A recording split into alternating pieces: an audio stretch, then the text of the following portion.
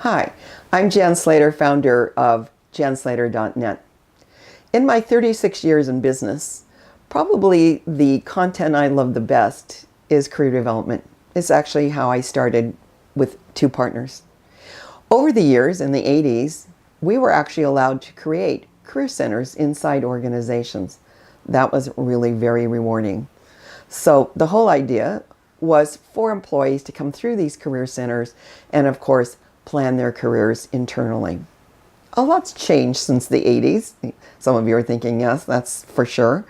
But here is what I still think. All organizations, large and small, should still care about their employees' careers. Now, when I start a class for employees, I always say to them, you are 100% in charge of your career.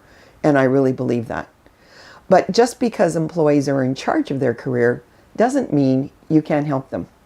So what can organizations do to make sure employees are getting what they want out of their job and career?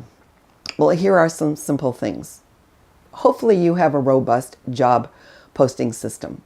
Often employees are not encouraged to use this. They need to be. They also need to be encouraged to go for jobs they may not get. Because, of course, some people fear rejection and think to themselves, oh, there's an inside candidate, I can't do this. And of course, what we need to tell them is, you should go for it. You never know who's going to get that job. And even if you don't, you've had practice self-marketing, you've had practice interviewing, and now everybody knows you just a little bit better. Another thing organizations can do is put career information in other programs that they run. Maybe you have a formal or informal mentoring program. Perhaps you have diversity initiatives. Career information belongs in all of those because all of those initiatives and systems are about helping people get where they want. The last thing I might suggest is that you allow employees to come to lunch and learns around career information. Several organizations have allowed me to do this. I simply take a 6-hour career class and break it down into 1-hour sessions that are completed during lunch. I usually go once a month and I make my way through the content.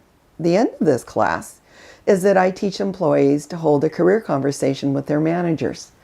Now, your organization may or may not have formal training for your managers to hold these career conversations. So in the next video that I'm going to produce, you're going to hear all about the role of the managers in your employees' career development. If you're watching this video on LinkedIn or on my website, janslater.net, I encourage your questions and anything you might have to say about career development in your organization. We'll talk about the manager role next.